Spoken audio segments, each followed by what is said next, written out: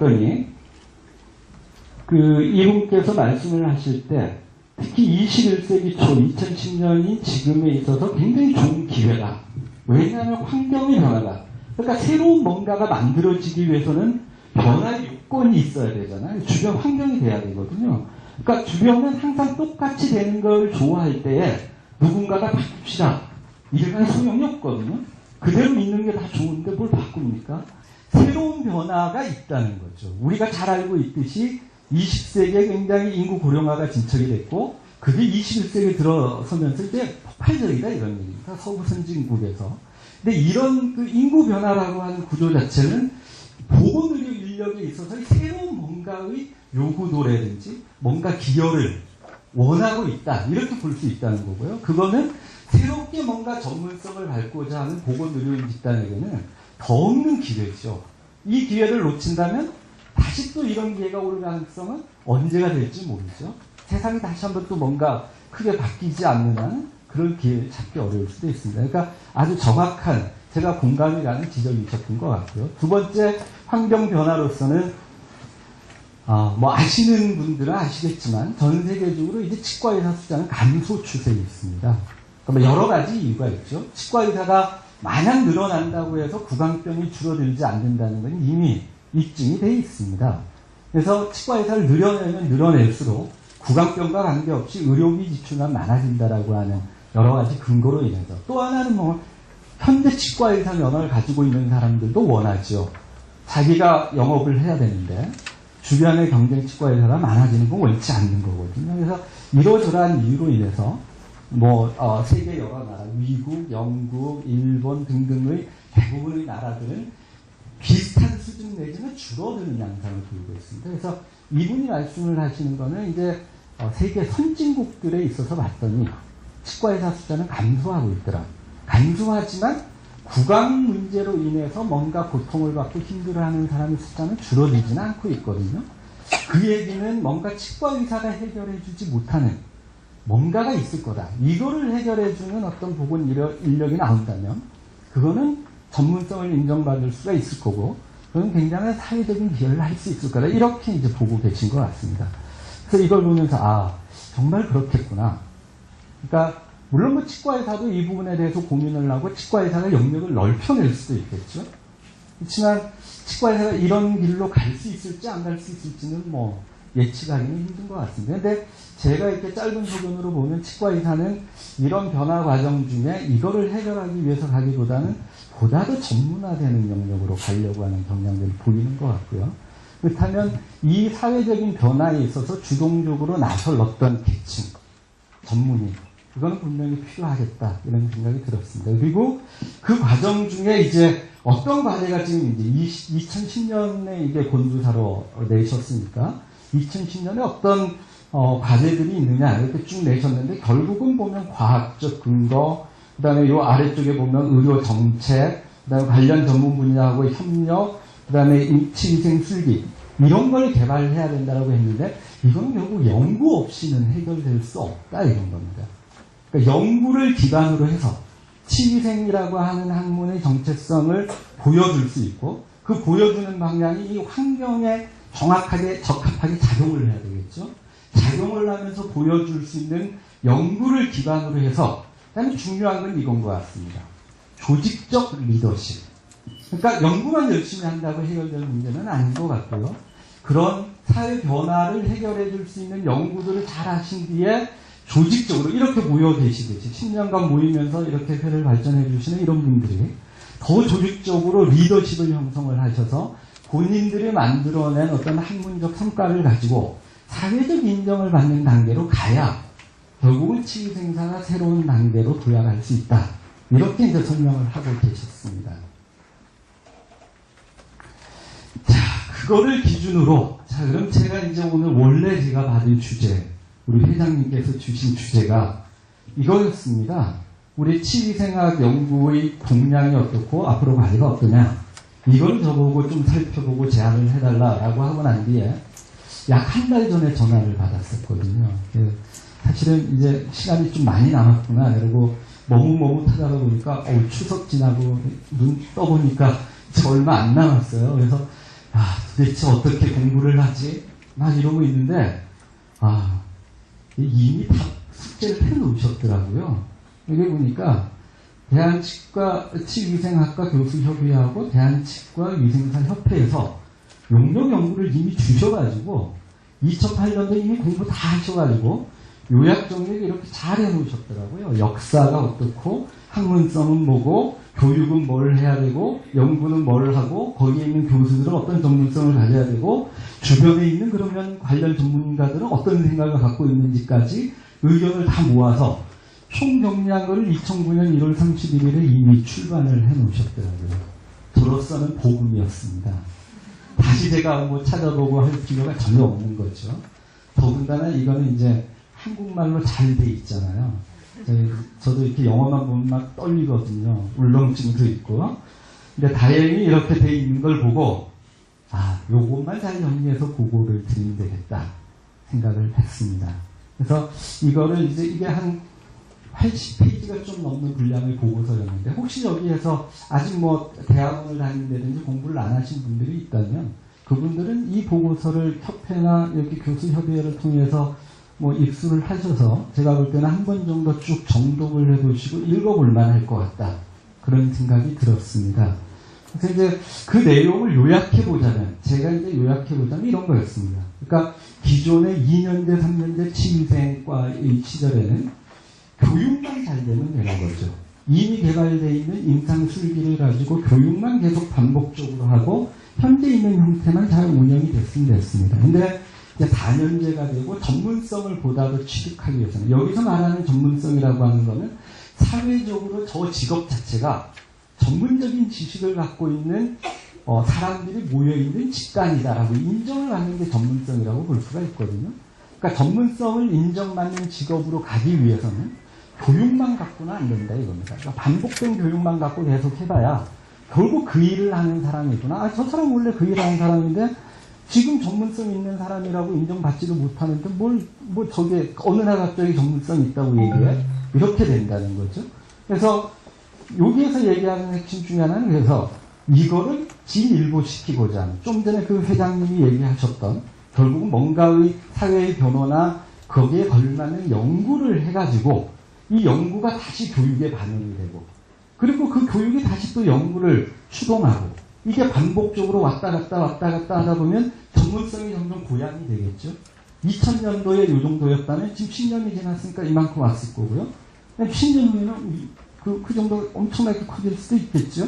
그러니까 이 과정이 얼만큼 잘 되느냐가 굉장히 중요하다 이렇게 보시는 것 같고 이걸 통해서 전문성을 점점 고양시키되 여기서 또 중요한 건 아까 회장님이 얘기하셨듯이 집단적 리더십이죠. 그러니까 단순하게 누구 한 개인이 연구 잘하고 교육 잘하고 이거를 한다고 해서 오늘 우리 존경하는 김숙환 교수님 깜짝 놀랐는데 아직도 너무 저렇게 연구를 열심히 하고 계시는구나. 깜짝 놀랐습니다. 그러니까 예를 들면 우리 김숙환 교수님 같은 분이 계속적으로 전문성을 가지고 연구하시고 교육하시고 한 개인이 한다고 해서 그게 집단적으로 인정받는 길까지는 가지 않습니다. 그러니까 우리 선배 아까 보여주셨던 일대 회장님부터 해서 쭉 계셨고 역대 타 학회 회장님도 계시고 역대 여러 교수님들이 계시지만 그 각각의 교수님들이 연구를 해오시고 그 성과를 바탕으로 학교 교육을 해오신 것들이 이제는 점점 모여져서 하나의 집단적 리더십화가 돼서 전문성을 구축한 뒤에 결국은 사회적 승인하고의 주고받는 관계가 이제 필요하다. 이게 이제 이 보고서의 핵심적인 내용이었던 거예요. 그렇게 파악이 됐습니다. 그리고 이런 내용들은 굉장히 일반적인 거고요. 이건 꼭 치위생학 연구나 어떤 발전, 학문의 발전에서만 통용이 되는 게 아니고요. 대부분의 어떤 현대에 있어서의 학문들은 이런 발전 과정을 거쳐서 전문성을 인정받고 나름대로의 전문직, 직업으로서는 전문직, 그리고 학문으로서는 전문적인 학문으로 인정을 받고 있다. 이렇게 이해를 해볼 수가 있겠습니다. 자, 여기까지 숙제를 했는데 회장님 잘 해왔나? 예, 고맙습니다. 예. 덕분에 저도 이번 기회에 이제 치유생활이라고 하는 학문이 현재 이 정도의 고민을 하고 있고 여기에서 더 발전시키려고 하고 계시는구나. 다는 좀 저 나름대로도 공부할 수 있는 기회가 됐습니다. 그래서 뭐 더불어 일단 좀 감사드리고요. 그래서 이제 거기까지 공부를 하고 난데, 거기까지 발표해야지 이러고 봤더니, 그 다음에 이제 일정표가 날아왔어요. 일정표를 봤더니, 저는 사실은 30분 발표 이런 건 줄 알았거든요. 그러니까 여러분이 발표를 하시는데, 저도 한 연자로서 발표하고, 한 30분 발표하면 되겠지 하고, 뭐 숙제 너무 빨리 했는데? 그리고 이 정도 발표면 제가 발표해야 될 게 아니라, 이거를 주되게 연구하셨던 9분, 뭐 정홍근 교수님도 있고, 보니까 여러 교수님들이 하셨더라고요. 그래서 그분들이 했어야 될 걸 내가 괜히 했나? 뭐 이거 못한다고 빨리 전화 드려야 되나? 이러고 있는데 봤더니 100분을 하라고. 예, 그래서 부랴부랴. 그러면 지금까지 공부한 거를 토대로 해서 그러면 한번 제가 생각을 하는 앞으로 발전을 하는 데 있어서 어떤 관점을 좀 가져보면 좋을지 한번 고민을 짧은 시간이었지만 한번 해봤습니다. 그 중에 하나가 일단 뭐 역사라고 하는 게 사실 나름대로 의미는 있는 것 같습니다. 그쪽 길을 따라갈 이유는 없는데요. 그쪽 길이 어떤 경로를 밟았고 어떤 일들이 있었는지는 우리가 이해를 하고 있어야 우리가 새로운 일을 도모하고 상상을 하고 새로운 방향을 쫓을 때는 훨씬 더 유용한 거죠. 실수를 굉장히 줄여줄 수 있는 거죠. 그래서 보면 치약이라고 하는 게 뭐 대단한 것 같죠. 그러니까 실제로는 얼마 되지 않은 학문인 겁니다. 그러니까 실제로 치위생학이 1913년에 이제 푼즈 박사님께서 치위생 교육과정을 만드셨다고 그러는데, 공식적인 치의학이라고 하는 과목은, 이 학문은 1840년에 그러니까 볼티모어 치과대학이라고 하는 미국에 있는 그 한 곳에서 시작이 됐습니다. 그러니까 생각을 해보면 1840년이면 지금으로부터 불과 170년밖에 안 된, 그 이전까지는 그러니까 전문적인 학문이라고 보지도 않았던 거죠. 그래서 보면 이제 중세에 있어서 이제 결국 지금에 있어서의 그 치의학이라고 하는 자체가 이제 서양의 치의학이 이제 들어온 거니까요. 서양 치의학을 보면 당시 중세의 이런 민화들 그쪽의 그 사진들이 많이 있습니다. 보면 이 사람이 치과 의사였던 거죠. 입 뽑고 있고 주변에서 다 구경하고 있습니다. 여기 아래도 보십시오. 이 사람은 꼭 마술할 사람 같지 않아요? 약장수 내지는 마술할 것 같은 사람이 옆에 차려놓고 입 뽑는 거를 보여주면 옆에 동네 애들하고 똑같잖아요. 우리 약장수 보면 요즘에는 그런 모습 보기 어려운데 제가 어릴 때만 해도 동네별로 다 약장수가 있었거든요. 그럼 약장수는 막 기괴한 복장을 하고 막 한 뒤에 이런 거 늘여놓고 손님을 쫙 끈 뒤에 그럼 주로 애들이 제일 앞에 앉아있죠. 그리고 뒤에서 멀찍이 보고 있는 이 사람들 중에 유혹을 해가지고 약을 파는 비슷한, 그죠? 그러니까 이게 이제 15세기, 16세기, 17세기 현대 치과 의사들의 선조라고 하는 사람들이 했던 상황입니다. 실질적으로 이제 요 시기에 이제 주로 이발업을 하시는 분들이 이런 입 뽑는 것도 하시고 대충 비슷하잖아요. 요즘에는 이발소 할 일은 없이 미용실을 합니다만 우리하고 거의 치가 똑같은 것 같아요. 가면 위에 제일 선생님도 계시고 밑에 이제 어시스트도 있고 쫙 분화가 되어 있고요. 앉는 의자도 똑같고 가운도 비슷하고 모든 게 이제 비슷한데 아마 유래가 비슷하니까 그런 것 같다 이런 생각도 들고요. 근데 요 시기 때가 이 서양에서는 어떤 일들이 벌어지고 있었냐면 이제 인문학이 붐을 할 때입니다. 르네상스라고 하는 시대였고요. 르네상스라고 하는 시대는 그 이전에 종교로부터 탈피해서 인간이 뭔지를 알아보려고 하고 문화가 뭔지 이런 시기였습니다. 사람에 대해서 알아가려고 하던 시기였고 그 과정 중에 이제 자연스럽게 과학이라고 하는 게 발전을 하기 시작했고요. 그러면서 의학 쪽에 있어서는 요 이전 시기, 중세 이전 시기에 있어서는 오로지 약을 투약하는 사람, 대부분은 이제 종교인들이 투약 행위를 많이 했죠. 그 사람들은 의사라고 칭송을 받았습니다. 그렇지만 그런 업을 행하지 않았던 외과 의사들이 있죠. 뭐가 부러졌다 그러면 부목대주고 어디 아프다 그러면 붕대 감아주고 이런 사람들은 이 사람들이 같이 일을 했던 겁니다. 이발업 하던 사람이 입 뽑는 것도 했지만 그런 거 묶어주고 외과업 이런 걸 같이 했거든요. 근데 요 중세 때 접어들면서 폐부학, 생리학 이런 게 발전을 하면서 외과라고 하는 게 이게 중요한 학문이구나라는 걸 알게 됐습니다. 서양에서. 그래서 내과학만이 있던 학문이 외과학을 받아들여서 의학으로 통합이 됩니다. 즉, 그 통합되는 과정 중에 치과의사라고 하는 직종은 거기에 끼워주지 않았던 거죠. 그러니까 뼈가 부러지고 여기 상처난 걸 꿰매고 감아주는 거는 해부학 쪽으로 봤을 때 굉장히 내과적인 투약하고 관련이 굉장히 있고 의미가 있다라고 봐서, 그러니까 외과를 하는 사람도 이제 의사하자. 너희들도 이제 전문성을 좀 갖추면 의사야, 너희들도. 우리 같이 가자, 이렇게 되는데, 치과 의사들은 가만 봤더니, 이거는 우리 인체하고 전혀 관련이 없어 보이거든요. 치아는 굉장히 딱딱하고 독립된 하나의 그 구조잖아요. 그래서, 뭐 저거 뽑고 저거 끼워놓고 하는 사람, 쟤들은 전문인도 아니야. 쟤들은 옆에 있으라 그래. 뭐 그냥 그러고 이제 이렇게 있었던 거죠. 그리고 19세기 말까지도 여전히, 예를 들면 이게 이제 과장되게 하는, 예를 들면 이 사람이 들고 있는 이거는 가짜 치아인 거죠. 그래서 사람 앉혀놓고 아파 죽겠다 이러고 연기하고 있는 거죠. 연기하고 있으면 가짜로 뽑는 척하고 쫙 뽑아서 이제 이것 때문에 아픈 거였다 이렇게 보여주는 동작을 그림으로 그려서 보여주고 있습니다. 이 그림이 19세기 그림이거든요. 그러니까 19세기까지도 치의학이라고 하는 거는 전혀 의학의 영역에서 봤을 때 저는 전문인이 하는 게 아니었던 겁니다. 저는 그냥 누구나 할 수 있는, 좀 더 거기 숙달되어 있는 사람이면 윗사람한테 배워서 그냥 반복적으로 배우면 할 수 있는 거, 이렇게 인정이 됐다라는 겁니다. 이렇게 보면, 지금 보면 치의생학이라고 하는 게 이제 아직까지 우리 국민들의 경우에, 전 세계인들의 경우에 아직 치의생이라고 하는 게 도대체 그게 무슨 전문이야? 치과에 가면 그냥 어시스트하고 도와주는 역할을 하는 게 전문이야? 이렇게 보고 있는 거나 비슷한 거죠. 근데 나름대로 우리 연구를 쭉 해오신 분들은 이게 분명히 전문성을 갖출 수 있다고 보고 계신 거고요. 이렇게 보면 당시 이거의 모습하고 다르지 않을 수 있다 이런 얘기입니다. 그러니까 충분히 그 가능성이 뭔지를 찾아내시고 그 가능성에 집중을 해서 좋은 이 과정들을 밟아낸다면, 그러니까 뭐 한 170년이 겪으면서 지금 치의학이 전문직이 아니라고 보는 곳은 없거든요.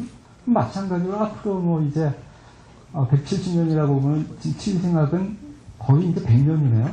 그죠? 2013년이면 이게 100년이네요. 그러니까 뭐 100년 좀 넘고 이러면 얼마든지 저는 가능성은 충분하다 이렇게 보여집니다.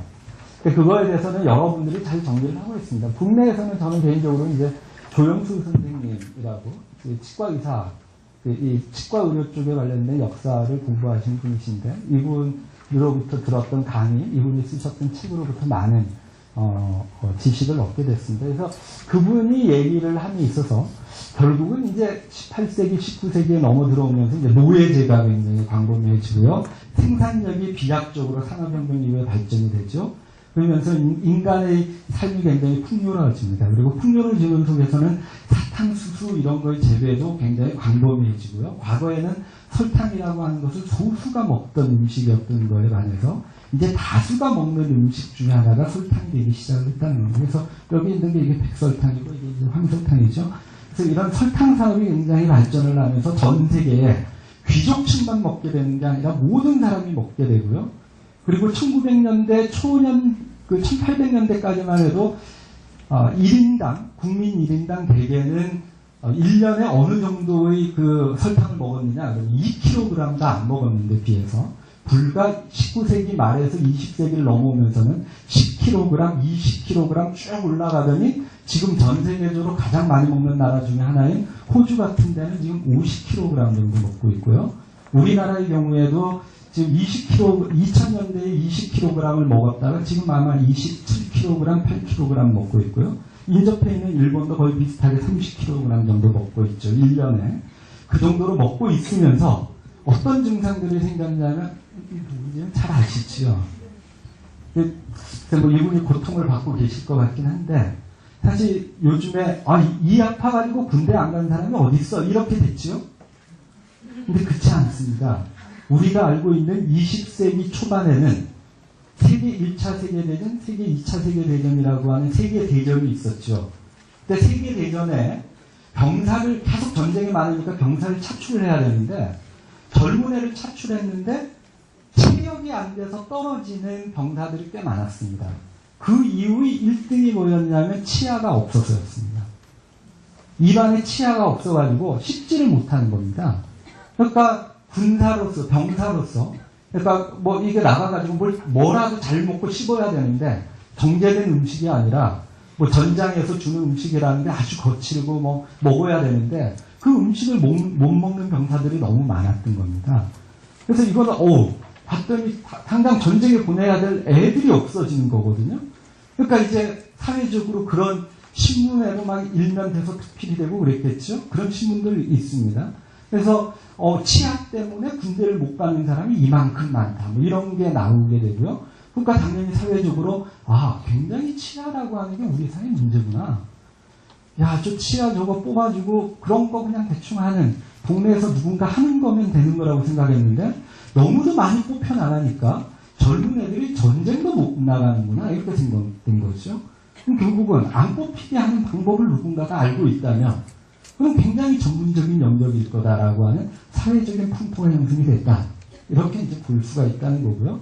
그 과정에서는 이런 단계를 받는다는 겁니다. 그러니까 그런 사회적인 19세기에 설탕이 굉장히 많이 향유가 되고 그러면서 치아가 굉장히 충치 때문에 많이 뽑히고 뭐 치료 기술도 그렇고 예방 기술도 전혀 개발되어 있지 않을 때니까 일단은 충치로 인해서 아프다 그러면 뽑아주고 이게 다였던 시절에는 이 문제가 굉장히 문제가 됐던 거고요. 그걸 체계적으로 하는 단계가 이제 전문화 단계로서 대학을 1840년에 설립을 한다든지 1860년대, 70년대에 학술지를 만들다든지 과학적인 왜 그거를 뽑으면 안 되고 치료를 해야 되냐 이러저러한 내용들을 담은 학술지가 나오고 학술대회가 이루어지고요. 모임이 치과의사회가 만들어지고 이게 이제 1800년 중반의 일입니다. 그리고 이후에 있어서 쭉 했더니 대학을 나온 사람들은 이제 연구되어 있는 근거가 있는 방법에 의해서 치료도 하게 되고 술식도 하는데 기존에 그냥 동네에서 그냥 윗사람한테 배웠던 사람은 안 뽑아도 될 치아도 뽑고 있고 이렇거든요.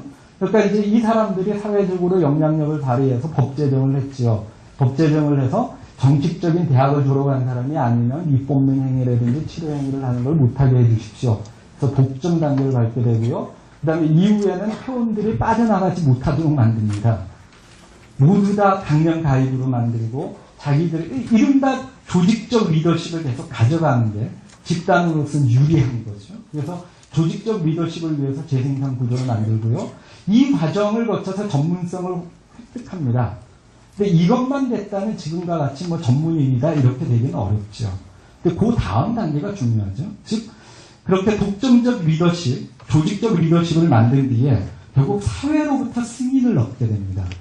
즉 이 집단들이 가진 전문성을 가지고 뭔가의 행위를 했더니 사회 구성원들이 너무 유리한 방향으로 저 사람들은 하는 집단 그리고 저 사람들이 연구하고 교육하고 실천하는 저 모든 것들이 굉장히 전문적이다 라는 걸 얻게 되고요. 이거 얻고 나면 그 다음부터는 마냥 고지요.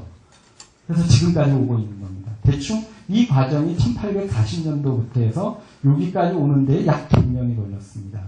치의학의 경우 대충 1840년부터 시작해서 1950년 정도 요 시기가 이 과정을 쭉 밟았던 거고요.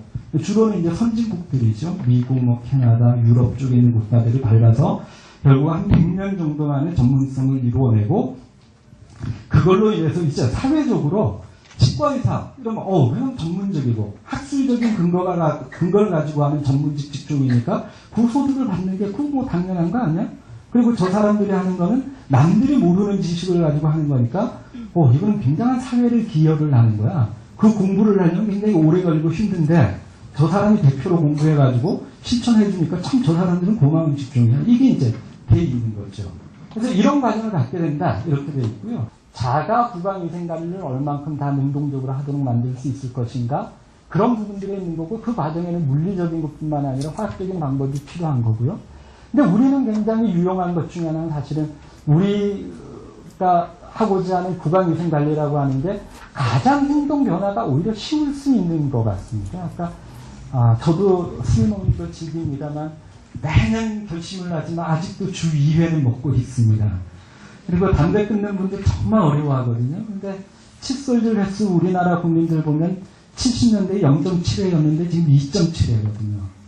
그러니까 상대적으로 뭔가 바꾸기가 좋은 영역이 구강위생인 것 같고요. 그리고 또 굉장히 긍정적인 것 중에 하나는 여기에 관련성이 있는 기업체가 확실히 있다는 겁니다. 그러니까 세치대라고 하는 산학협력을 통해서 뭔가의 기여를 할 수 있는 세력이 있다는 거. 이거는 글쎄 연구비의 문제도 될 거고 같은 공동의 목적을 가지고 갈 수 있는 세력들이 더 많다라는 측면에서 굉장히 기여가 되지 않을까 이런 겁니다. 그리고 이후에 관찰연구, 실험연구, 정책연구 이거는 제가 설명할 영역은 아닌 것 같습니다. 이런 연구가 중요한데 여기서 저는 다시 강조를 말씀을 드리자면 사실은 치의학 연구 방법론이 이거를 해나가는 데 있어서 기여하는 바보다는 사실은 인문사회과학적인 연구 방법론, 건강증진에서 인문사회적 영역에서의 방법론을 받아들인 거를 우리 치위생대에서 잘 수용하시고 창조적으로 생각을 하셔서 적용을 하신다면 제가 볼 때는 분명히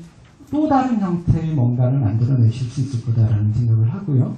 그리고 그 과정 중에는 결국은 건강증진이라고 하는 화두의 같은 영역에서의 고민이 될 수밖에 없을 거다. 그래서 이쪽 영역하고 연계 연구를 반드시 고려를 하시면 돼요. 구강위생 연구니까 이건 건강증진하고는 따로 할 거야가 아니라 전체 건강증진 연구 일환으로서의 어떤 연계 연구가 치의학하고의 연계 연구보다도 훨씬 더 우선시 돼야 되는가 아닌가 이런 생각을 해봤습니다. 그리고 이걸 통해서 결국은 구강위생 관리한다는 게 삶의 질 향상에 특히 노인의 삶의 질 향상에 기여를 탁월하게 했다라고 하는 뭔가의 근거를 만들어내신다면 그다음에 아동 청소년에 뭔가 개입을 해서 이후의 모든 어떤 구강병이라든지 이런 데 큰 영향을 미친다는 근거를 만들어내신다면 분명 한 10년 후쯤에는 비약적으로 발전되어 있는 학문이 구강위생, 치위생일 거다 이런 생각이 들고요. 그래서 마지막으로 이제 제가 이제 한번 봤습니다. 요즘에 위키피디아라고 그래서 집단지성이라고 그러잖아요. 그래서 전 세계의 언어로서 이제 자기들이 만들어내는 백과사전입니다. 인터넷에 들어가서 제가 인터넷에 들어가서 마지막으로 한번 봤습니다. 그랬더니 치과위생사는 치과에서 치과의사의 진료를 보조하고 환자의 스케일링 등 위생에 관한 업무를 행하는 의료기사이다. 치위생사라고 한다.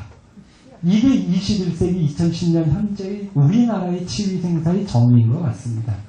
근데 2020년 만약에 이런 자리도 20주년 잔치들을 하실 때는 그때는 여기 있는 치과위생사가 치과에서 치과의사의 진료를 보조하고 이런 게 우선이라기보다는 구강위생을 매개로 해서 구강건강 증진을 하고 전체 건강 증진에 기여를 하고 이런 내용들이 더 우선적으로 들어가고 그 다음에 치과라고 하는 공간에서도 구강건강 증진과 구강병 예방적인 시술을 행하는 어떤 전문적 직업인 이게 치과위생사다 라고 만들어내시는 게 여러분들의 결국은 의무이자 역할이 아닐까 이런 생각을 해봅니다. 자, 아무튼 긴 제 얘기를 잘 들어주셔서 감사합니다. 다시 한번 아주 축하드리고요. 앞으로 계속 발전되시길 원하겠고 저와도 지속적으로 이런 제가 가는 길도 크게 다르지 않으니까 가는 길에서 같이 만날 수 있기를 기대해 봅니다. 감사합니다.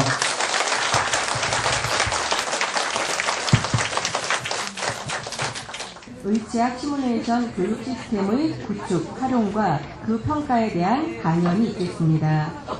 강의를 해주실 키노시타 아치로 교수님은 동경의과치과대학 치학부 부속병원 치과위생사 실장과 치과의료정보센터장, 구강케어 외래진료과장을 역임하셨고 현재 동경의과치과대학 부학장, 동경의과치과대학 도서관 정보 미디어 기부장, 동경의과치과대학 대학원 의치학 종합연구과 환경사회 의치학계 전공 의료정책과 강좌 교육미디어 개발학 분야 교수로 재직 중이십니다. 교수님을 박수로 맞이해 주시기 바랍니다. 그리고 오늘 통역은 마산대학 치위생과를 졸업하시고 일본에서 5년간 미술을 전공하신 마산대학 치위생과 김순덕 교수님께서 해주시겠습니다.